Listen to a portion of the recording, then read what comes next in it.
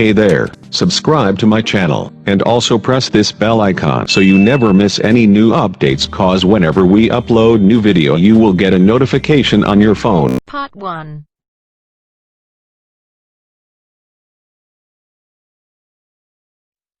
You will hear a number of different recordings, and you will have to answer questions on what you hear. There will be time for you to read the instructions and questions, and you will have a chance to check your work. All the recordings will be played once only. At the end of the test, you will be given 10 minutes to transfer your answers to an answer sheet.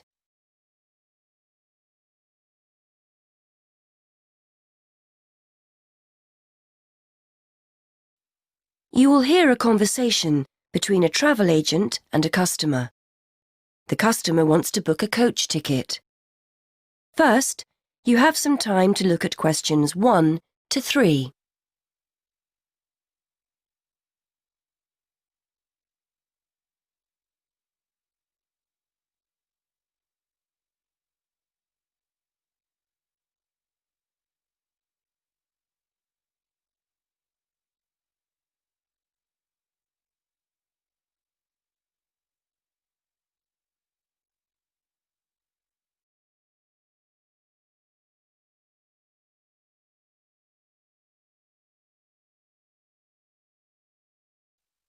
Now we shall begin.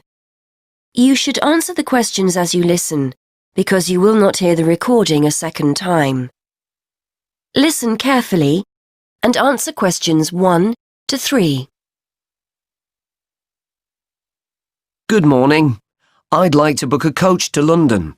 I was hoping you had something available this Saturday afternoon. Good morning, sir. Take a seat and I'll just check for you. Yes, we still have several free seats for Saturday. Where will you be leaving from?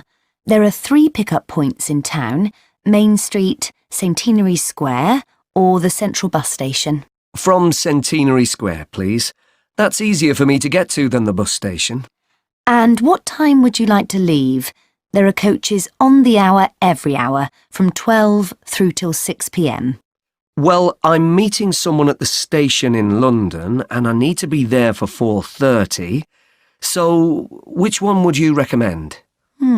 Well, there's one leaving at 1 that arrives at Victoria Station at 4:10, if that's any good. Traffic is usually quite light at the weekend and the drivers tend to make good time, so I think you'd certainly be there for 4:30. OK, that sounds just right. I think I'll take that. I can always phone ahead if I'm going to be late. And when are you returning, sir? Actually, I'm not sure when I'll be coming back, so I won't book a return ticket, just one way. I can always book you an open return if you'd like. You can use this at any time within the next month, as long as you contact us first to reserve a seat. Well, there's a chance I might be getting a lift back, you see, so I'll just pay for one way. I don't want to buy a return if I don't need it. OK, no problem. Are you travelling alone? Just the one ticket, please. I'm going down to visit my daughter at university. My son's meeting me at the station, so it's a proper family reunion. Before you hear more of the conversation, you have some time to look at questions 4 to 7.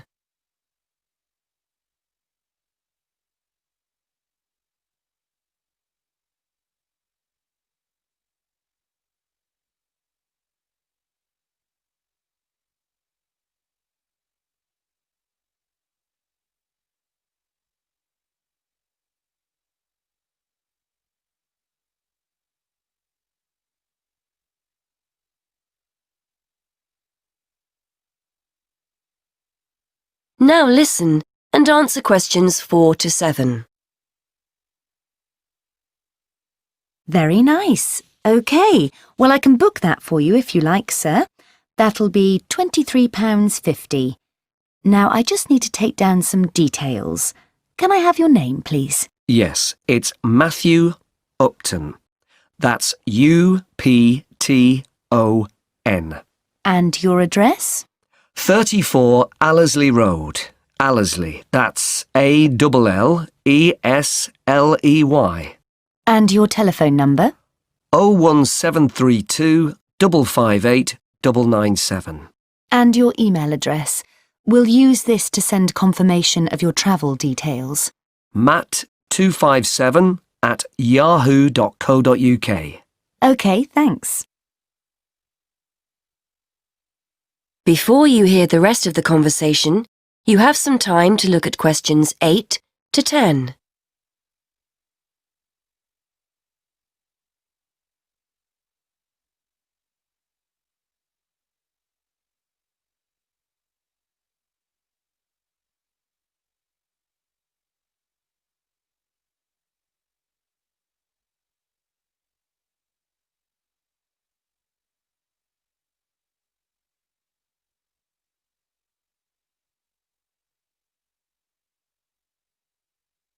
Now listen and answer questions 8 to 10.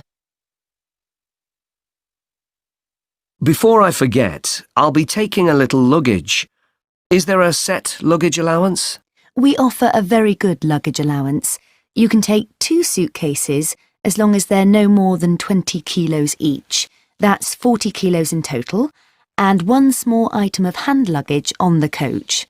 Most people find that more than adequate. Any additional items carry an extra charge of £10 for each bag. I certainly won't be taking that much, so I should be okay. I was worried I might be taking too much. Would you like travel insurance included with your ticket? It's an additional £2. No, I don't think so. No problem. It's not compulsory. OK. How will you be paying? Actually, I've been having trouble with my debit card today, and I've left my checkbook at home, so I'd better pay in cash. You'll give me a receipt, won't you? Certainly, and we'll send confirmation to your email address as well. So that's £23.50, sir. If you just wait a minute, I'll print you off a receipt. That is the end of part 1. You now have half a minute to check your answers.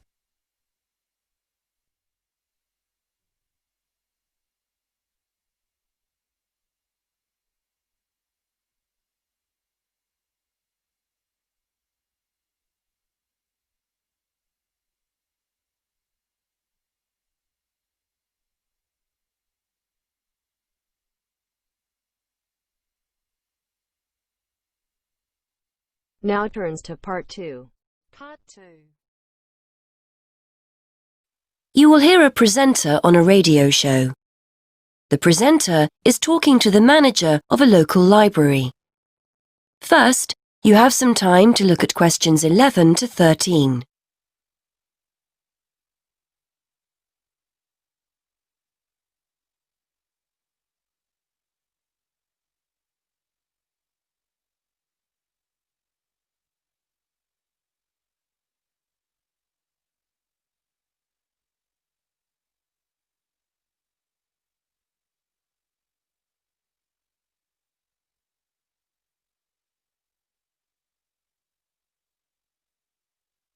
Now listen and answer questions 11 to 13. And welcome back to the programme. Today I'm talking with Mary Littlejohn from Mere Green Library. As you'll all know, we've sadly been without our local library for the past 3 months.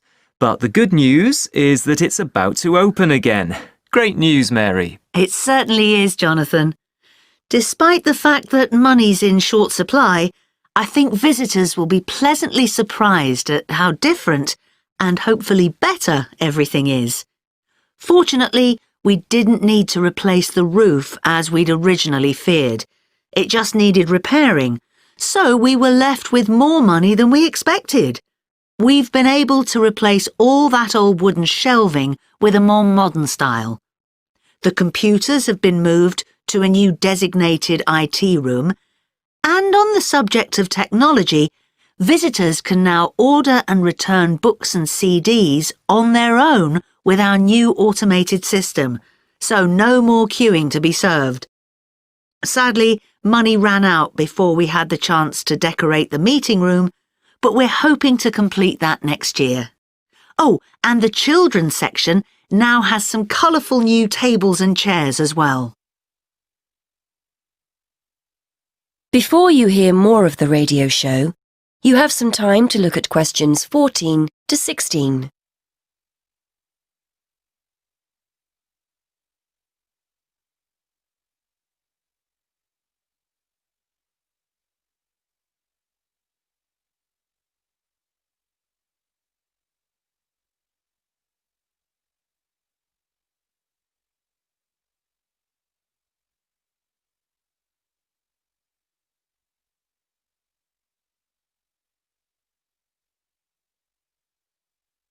Now listen and answer questions 14 to 16.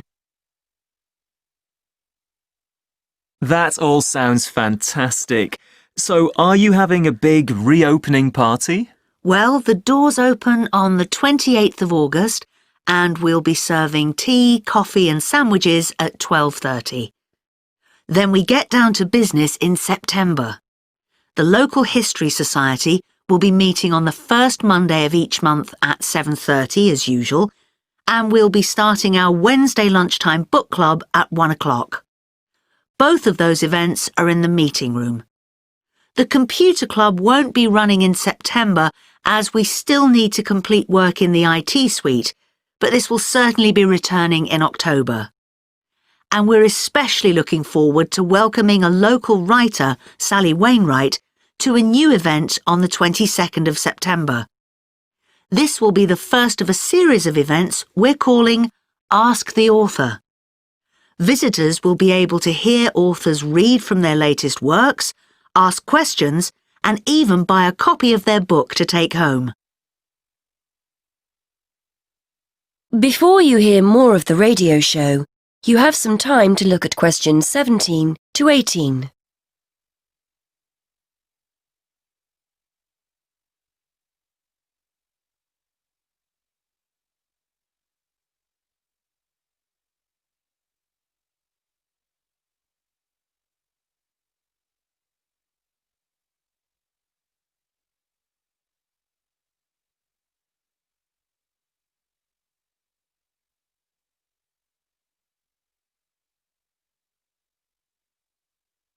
Now listen and answer questions 17 to 18.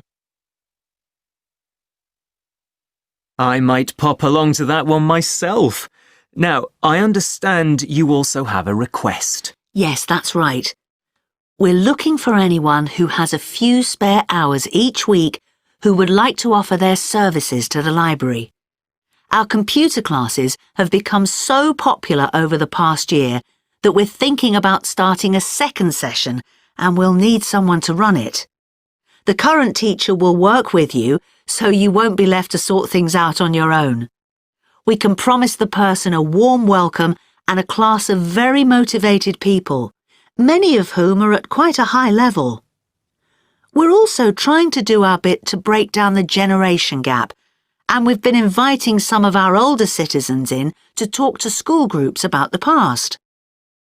The children range in age from 7 to 11. They're always accompanied by their teacher, by the way, but we haven't opened it up to teenagers yet. So if you'd like to help out, please get in touch. Before you hear the rest of the radio show, you have some time to look at questions 19 to 20.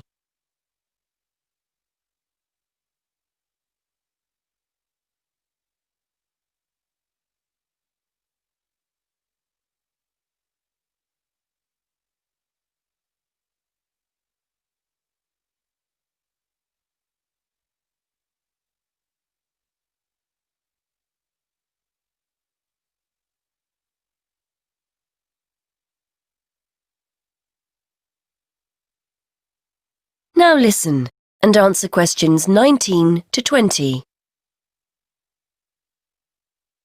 And I also understand you've got good news for those who've been making use of the mobile library. Yes, because the library has been closed, we've been running a mobile library service and going out to people in the community.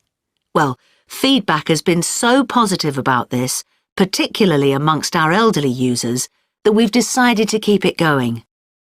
users can reserve books if the bus doesn't have anything that they feel like borrowing. There's a computer on board with access to the library database, so the librarian will be able to reserve one for you. Unfortunately, we don't stock newspapers or magazines on the bus, as these tend to be for reference purposes only and can't be taken away. We're also pleased to be working with the local council, who've agreed to send someone from the community office on the bus. They'll be able to help you with any local issues you may have. Well, many thanks, Mary. I'm sure our listeners will be delighted to hear the service is fully up and running again. That is the end of part 2. You now have half a minute to check your answers.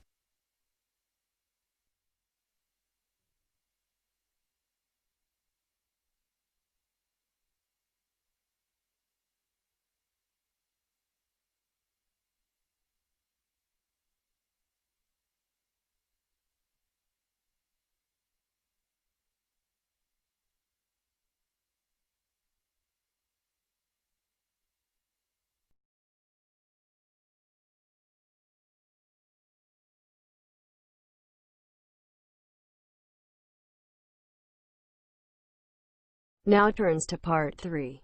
Part 3.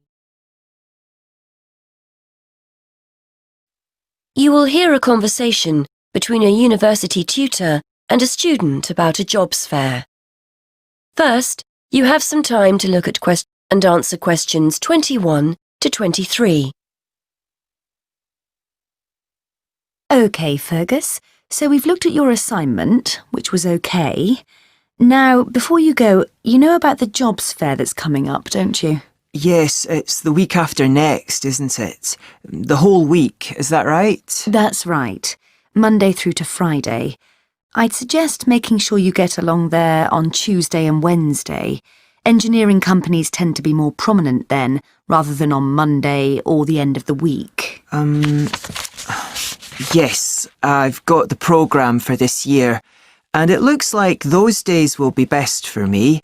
I'm only in my first year, so I'm not expecting too much from the day.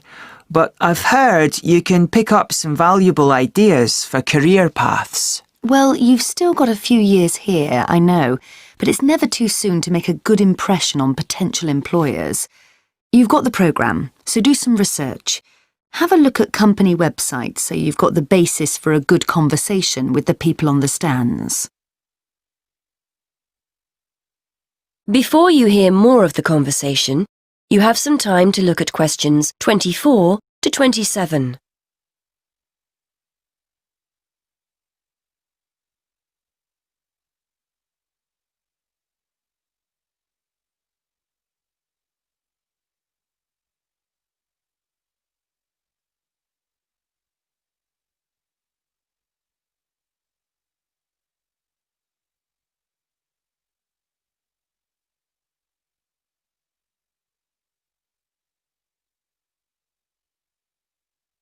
Now listen and answer questions 24 to 27. Yes, I was looking at one the other day. The boss was being interviewed about their staff development programme, and there are one or two other firms I'm also interested in. That's good. You've made a start already. Remember to think about what you're going to ask people before you turn up. Not how much you're likely to earn, of course. You only discuss salaries at job interviews. No, questions about the skills you need for the job, the kind of personal qualities employers are looking for, that kind of thing. Yes, I see what you mean. It's best to go prepared and make the most of the opportunities. And I'm sure you don't need telling that it's a good idea to dress correctly for the event. You need to give off a professional air. Well, I won't be buying anything special for the occasion, that's for sure. I've got a suit and tie at my parents', but I don't have time to collect it. I'll make an effort, though. A nice pair of trousers and a jacket. Nothing too formal. I'm sure you'll look the part. By the way, you'll often find companies have more than one representative. Maybe someone from marketing handing out free gifts, someone who'll explain the interview process, an ex-student who now works for them, that kind of thing. Try and direct your questions towards the best person. Yes, that's a good idea. I'd certainly be keen to talk to any ex-students that are around. Before you hear the rest of the conversation, you have some time to look at questions 28 to 30.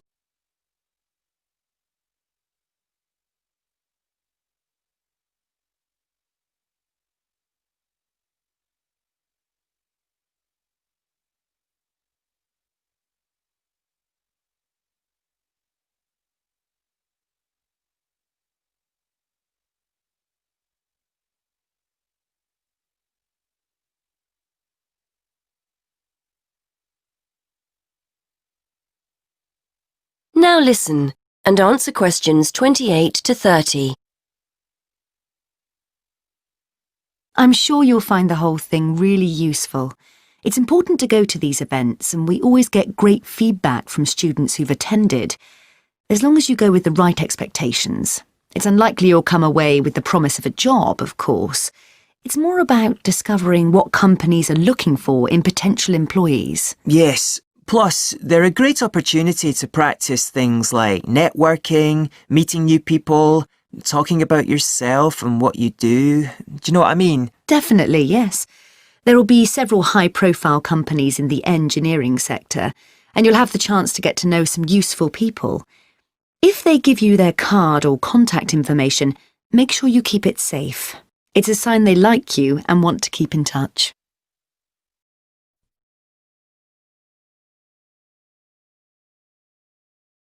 That is the end of part 3. You now have half a minute to check your answers.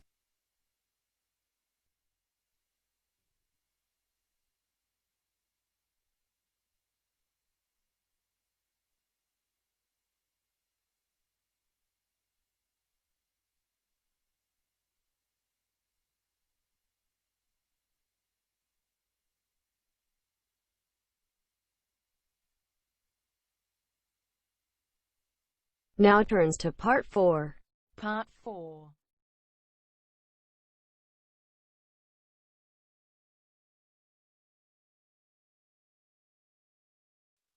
You are going to hear a lecturer giving a talk on archaeology.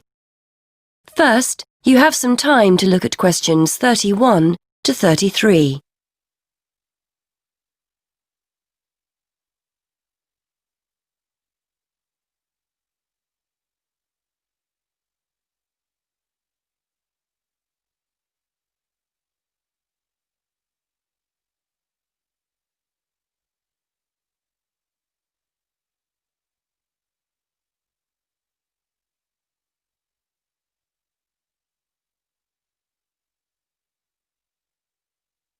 Now listen and answer questions 31 to 33.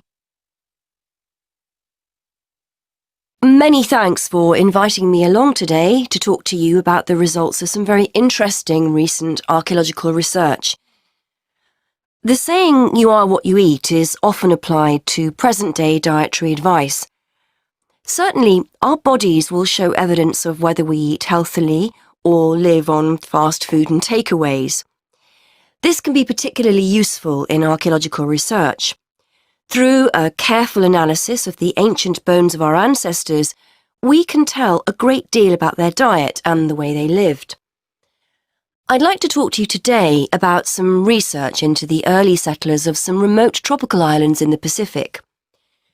When these people travelled to these new lands 3,000 years ago, they had to bring along all the resources they needed for survival, including food, plants and animals from their original homes. One such group were the Lapita people, who were early settlers of remote Oceania, several islands in the Pacific. When the Lapita set sail for the island Vanuatu, they brought with them domestic animals and crop plants. This allowed them to settle in an area where no humans had previously lived and that had limited natural resources. Archaeologists have been keen to discover to what extent these settlers and their domestic animals relied on the resources they'd brought with them compared to the native plants and animals they found on the island. Before you hear more of the talk, You have some time to look at questions 34 to 37.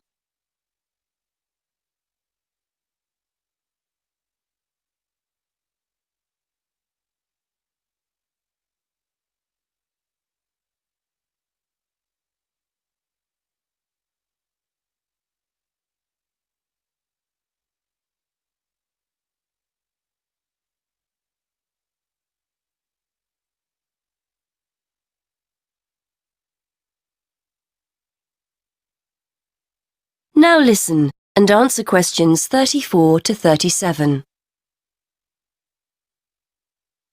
In order to try and understand the diet and lives of the Lupita people, archaeologists analysed the chemical composition of the bones of 50 adults excavated from the Lupita cemetery on Efate Island, Vanuatu. Depending on what we eat, we consume varying amounts of carbon, nitrogen and sulfur. As these chemical elements are ultimately deposited in our bones, the amounts or ratios of each one can provide a sort of dietary signature. For instance, plants incorporate nitrogen into their tissues, and as animals eat plants and other animals, nitrogen builds up in their own system. The presence of different ratios of chemical elements may show whether a human or an animal ate plants, animals, or both. Carbon and sulfur ratios offer another clue to diet. Carbon ratios, for example, differ between land and water organisms, as do sulfur ratios, the values of which are much higher in aquatic organisms compared to land-based organisms. As well as examining the settlers' bones, scientists carried out a comprehensive analysis of the chemical elements found in the settlers' likely food sources. This included modern and ancient plants and animals. They found that early Lupita inhabitants of Vanuatu may have searched for food rather than relying entirely on food they'd grown themselves during the early stages of colonization. In the longer term, they probably did grow and consume food from the resources they'd brought with them, but early on, they appear to have relied as much on a mixture of fish, marine turtles and fruit bats, as well as their own domestic land animals. Before you hear more of the talk, you have some time to look at questions 38 to 39.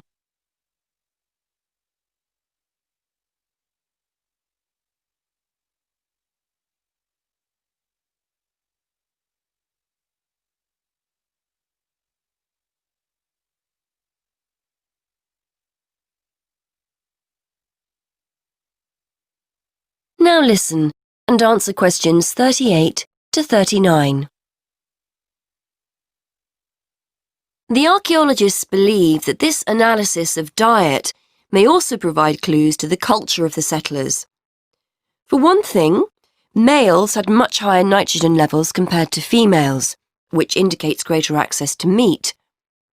This difference in food consumption may support the hypothesis that Lupita societies were ranked in some way, or it may suggest dietary differences associated with the work people were involved in.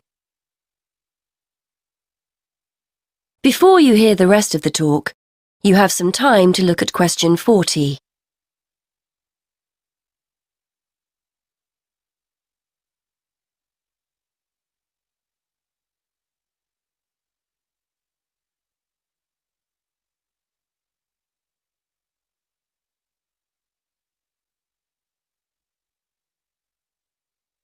Now listen and answer question 40. Additionally, the archaeologists analysed ancient pig and chicken bones and found that carbon levels in the settlers' domestic animals indicated that they were eating a diet mainly of plants. However, their nitrogen levels indicate that they may also have roamed freely, eating food such as insects. This would have allowed the Lupita people to keep food resources that were in short supply for themselves, rather than feeding them to their domestic animals. That is the end of part 4. You now have half a minute to check your answers.